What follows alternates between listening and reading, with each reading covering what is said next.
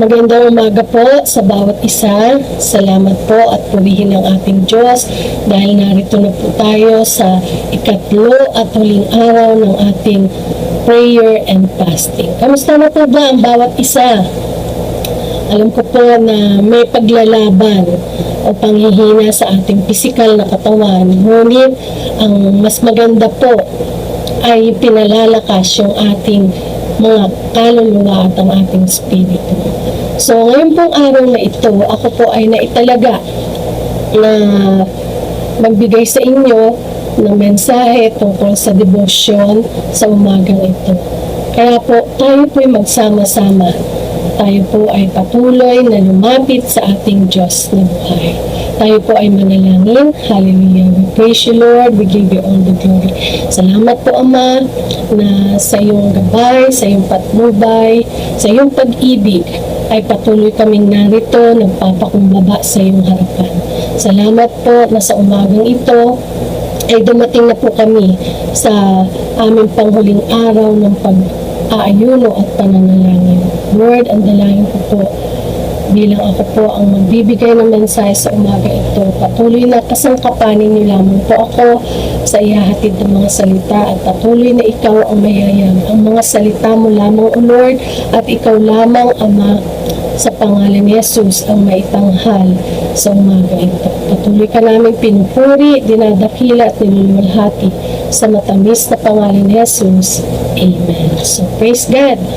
Tayo po ay dadako na sa ating pag-aaralan. Aking pong topic ay personal revival through repentance. Ang pinagkuhanan po nito sa scripture reading sa 1 John 1:9. So kung meron po kayong mga Bible, makibukas po kayo. Sabi po sa English sa New King James, if we confess our sins, He is faithful and just to forgive us our sins and to cleanse us from all unrighteousness. So, titingnan po natin, napaka-igsipong talata o passage sa Biblia, pero po may tatlong bahagi po ito. Ang una pong bahagi ay makikita po natin sa unahan, if we confess our sins. So ito po ay nagpapatungkol sa atin po bilang mga makasalanan. We are sinners. Next, He is faithful and just to forgive us our sins. Ito po ay nagpapatungkol sa ating Panginoong Yesus, na siya lamang po ang may kapangyarihan at kailangan natin para tayo ay mapatawad sa ating mga kasalanan. Pangatlo po, yung cleanse us from all unrighteousness. Ito naman po ay nagpapatungkol sa gawa ng banal na Espiritu na nasa atin na po. Dahil mula nang ating tanggapin ang Panginoong Jesus bilang Panginoong tagapagligtas, nananahan na sa atin ang banal na Espiritu. So, titingnan po natin, iisa-isahin po natin ang bawat tatlong bahagi na aking sinabi. So, unahin po natin about confessing our sins because we are sinners. Sabi po dito, in confessing our sins, we need to humble ourselves in the presence of our Lord. Kailangan po sa paglapit natin o pagsabi ng pagpapahayag ng ating mga kasalanan, mauna po na magkaroon tayo ng mataimtim na pagsasaliksik sa ating mga sarili. At tayo po ay sama-samang magpakumbaba sa harapan ng Diyos. Bakit po? Sabi po doon, God shows grace to those who humble themselves on Him. Makikita po natin sa James 4:6, sabi po, God opposes the proud but shows favor to humble. Next, bakit daw po tayo kailangan magpayag ng ating at magpakumbaba sa harapan ng Diyos? Because God gives victory to humble people. Sabi po sa Psalms 149, the Lord takes delight in His people. He crowns the humble with victory. Amen. Next, God hears humble people. Pinakikinggan po ng Diyos ang mga daing ng mga mapagkumbaba na tao. Makikita po natin sa Daniel 10:12. Sabi nga po doon, Do not be afraid, Daniel, since the first day that you set your mind to gain understanding and to humble yourself before your God. Your words were heard, and I have come in response to them. Pinakinggan ng Panginoon ang kanyang dalangin, ang dalangin ni Daniel. So, nakikinig ang Diyos sa bawat pag-iyak natin, sa bawat pagtawag natin, lalong-lalo na kung tayo may mapagkumbabang puso. Next, panghuli po, humility or being humble builds a good relationship. Totoo naman po ito, kung nakita lagi sa atin na tayo ay nagpapakumbaba, nabubuo po ang magandang relasyon. Kahit sa anong bagay, kahit sa pag-aasawa, sa relasyon sa magulang, relasyon sa kaibigan, o kahit sa sino pong tao. Kung lagi po tayo nagpapakumbaba, imposible pong may nagagalit, di ba? Eh lalo pa pag sa ating Panginoong Yesus, at tayo ay talagang nakita niya na tayo nagpapakumbaba. Sabi nga sa James 4:10, humble yourselves before the Lord, and He will lift you up. Sa lahat ng nagpapakababa o nagpapakumbaba sa harapan ng Diyos, kanyang itinataas. So yan po ang bahagi na kailangan tayong magpakumbaba para sa paglapit sa ating Diyos. Next po, ang sabi po dito, in confessing our sins, we have to speak out. Let our lips utter our prayers. Sabi nga po doon. Kung titingnan po natin yung kasaysayan ni Hannah sa 1 Samuel 1:10, sabi po, and she was in bitterness of soul and prayed to the Lord and wept in anguish. Kasi po, nung time na po na yun, ang kasaysayan ni Hannah, siya po ay pinagtatawanan at kinukutya dahil wala po siyang anak o wala siyang kakayanan para magkaroon ng anak. So, pumunta po siya sa tahanan o lugar ng pagsamba at doon po siya umiyak, nanalangin siya, nagsalita siya, ipinahayag niya yung laman ng kanyang puso na tigil ng kalungkutan dahil wala siyang anak. At ano po ang nangyari? Di ba po si Eli, ang propeta Eli, nagsabi pa sa kanya na akala ay lasing siya kasi siya ay nagpupuri, sumasayaw at nagsasalita ng walang kausap.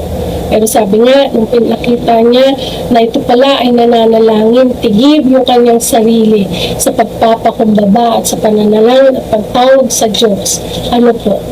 Pinakinggan ng Diyos ang kanyang panalangin at siya po ay nagkaroon ng anak na si Samuel. So, doon po makikita natin na sa ating pag-iyak, sa ating pagpapahayag ng ating mga kasalanan, kailangan po binubuka natin yung bibig, ipinapahayag po ng ating mga bibig yung mga kasalanan ating nagawa. Huwag po yung parang bumubulong po tayo o nasa isip lamang. Kailangan po pinapahayag dahil ito po ay nagpapakita ng isang pagpapakumbaba sa harapan ng Diyos na kailangan natin ng Diyos sa ating mga buhay. So next, sabi po din sa Luke 6:45b, for out of the abundance of the heart, His mouth speaks. Diba po kung ano yung laman ng puso natin, kung ito po ba'y pagmamalaki, pagpapakumbaba o sama ng loob, lumalabas po ito pusa sa ating puso. What more, kung ang ating puso ay tigib talaga at nagnanais na mabago yung ating mga sarili sa mga kasalanang nagpapaalipin sa atin, kailangan ipahayag po natin ito sa umagang ito. And next, sabi pa, through confessing our sins, it will lead us to repentance.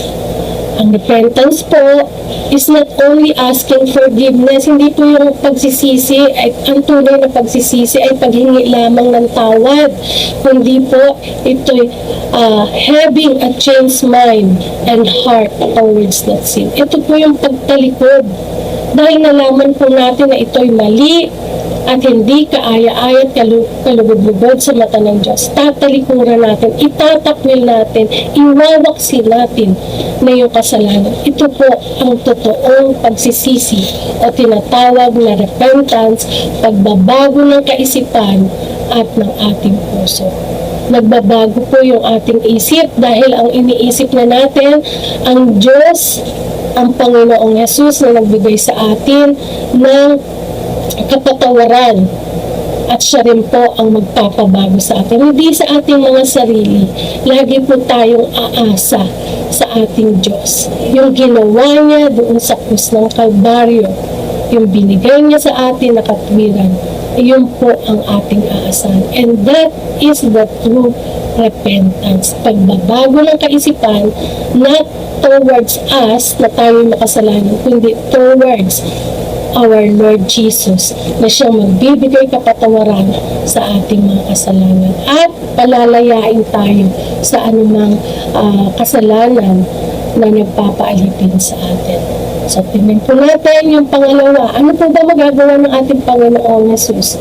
Always look to our Lord Jesus Christ. Sabi po,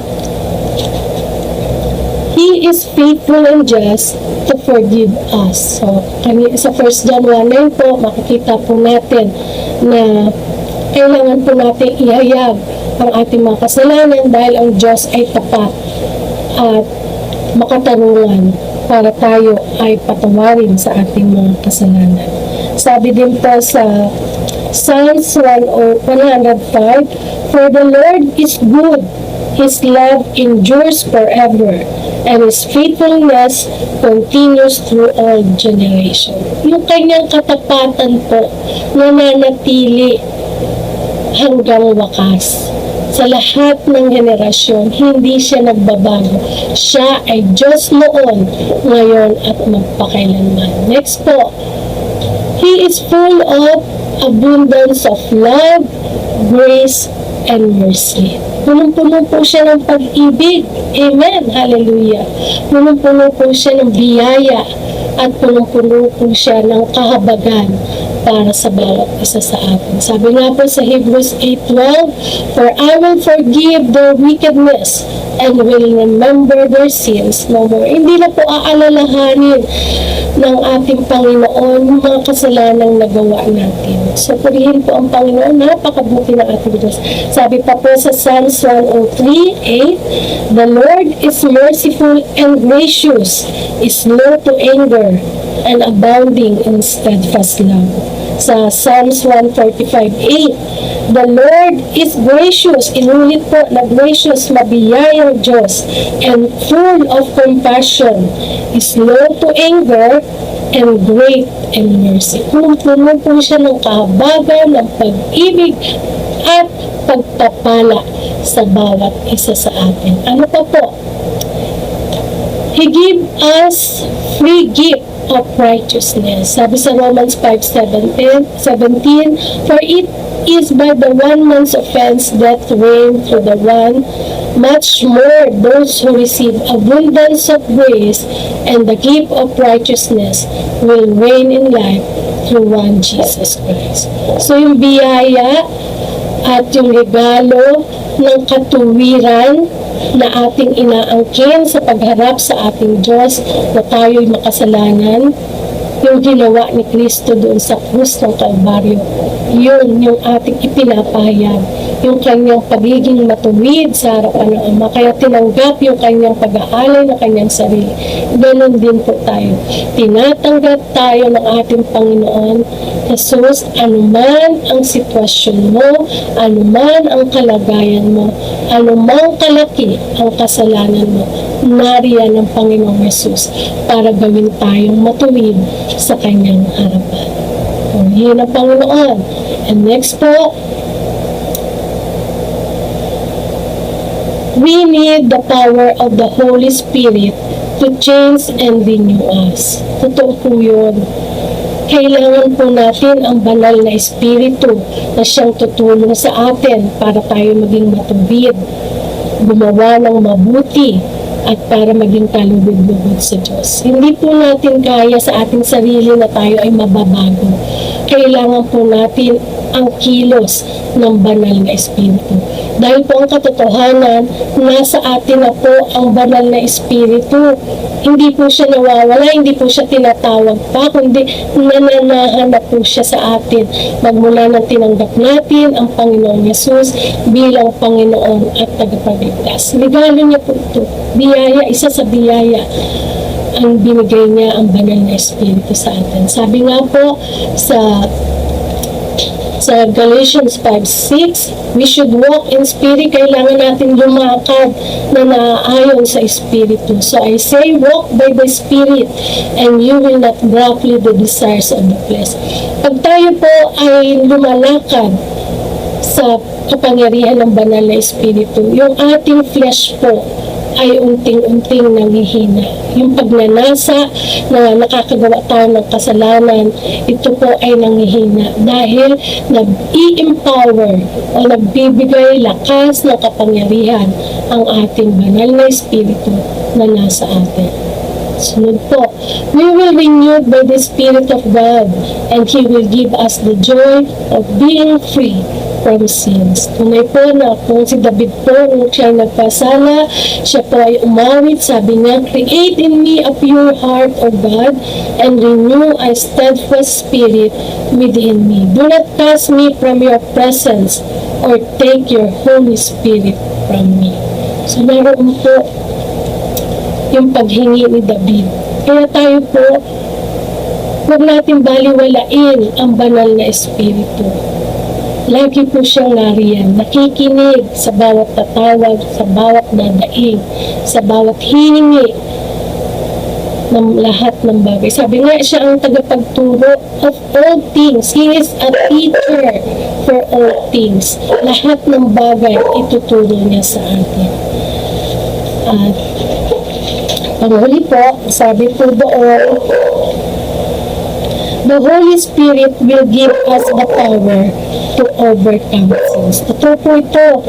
Ang banal na Espiritu po ang magbibigay ng kapangyarihan para mapagtagumpayan natin ang mga kasalanan na ito. So ano po ang challenge sa atin? You must humble yourself in the eyes of the Lord. Speak out all your sins to God, even if you think it is big and you are ashamed to reveal it. You have a God that is greater than any sins. He is Jesus, our Lord and Savior. He paid the highest price just to redeem you from any sins of the past, present, and future. Ano po yung reflection natin? The reflection we have today, there are 3 questions that we need to answer. So sana po magkaroon po tayo ng journal. Sabi nga ni Ate Ina, lagi tayong isulat natin ang mga bagay nito. So number 1 question, do you have any sins that you keep on doing or committing it always? Meron ka bang kasalanan na patuloy mong nagagawa, na patuloy mong ginagawa, na alam mo namang ito'y kasalanan?